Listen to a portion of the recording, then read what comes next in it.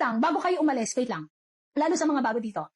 Please, kung kayo ay may mga boyfriend, girlfriend, mga ka-live-in before, kung kayo ay may mga ka-live-in before, please, this is the Lord's message. Napakahalaga nito, napakahalaga nito. Kung kayo ay may mga boyfriend, girlfriend, or kung sino man yan dati, you need to forgive them. Kasi yung mga taong hindi nagpatawad sa mga ex nila, unforgiveness yan.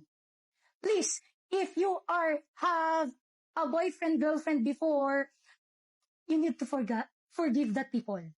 Alam kong meron kayo dito mga ex before. Ma'am Jam, pwede mo silang ipagdasal. Okay? Ma'am Jam, pwede mo siyang ipagdasal sa Panginoon. Okay? Pwede mo siyang ipagdasal sa Panginoon. Kung hindi mo siya kayang i-confront, pwede mong idasal yung pangalan niya. Lord, yung pangalan ni ganito, alam ko po na meron kaming hindi pagkakaunawaan dati. Okay? Meron po kaming araw-araw mong gawin yon. Okay? Guys, buti na lang naalala ko to. Kasi the Lord spoke me kaninang umaga habang ako ay nagbabasa kanina habang umaga pagkagising ko.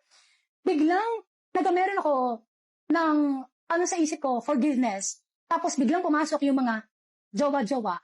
So doon, bago ko makalimutan, buti naalala ko, Lord, thank you.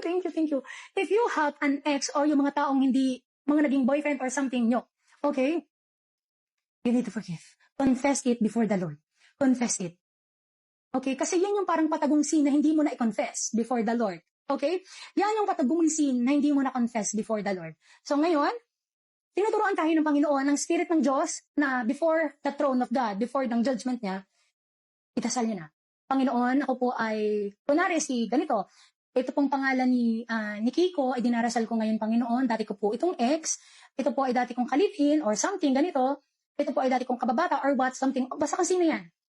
Lord, hinihingi ko po yung kapatawaran nyo, at pinagdarasal ko po yung taong to, na kami ay merong alitan before. Gawin mo yan araw-araw. Hanggang sa mawala, alam mo yon, parang sa puso mo, wala ka ng pighati, kaya mo siyang kausapin, i-chat. Pag nakaramdam ka na ng ganon, ibig sabihin, totally free ka na. Okay? So parang pag nakaramdam ka na, parang gusto mo siyang kausapin, i-chat, para kamustahin, patawarin, sabihin ka nito, this. Okay? This.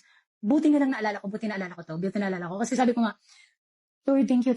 Buti naalala ko to, guys. Kasi muntik ko nang mawala to sa isipan ko.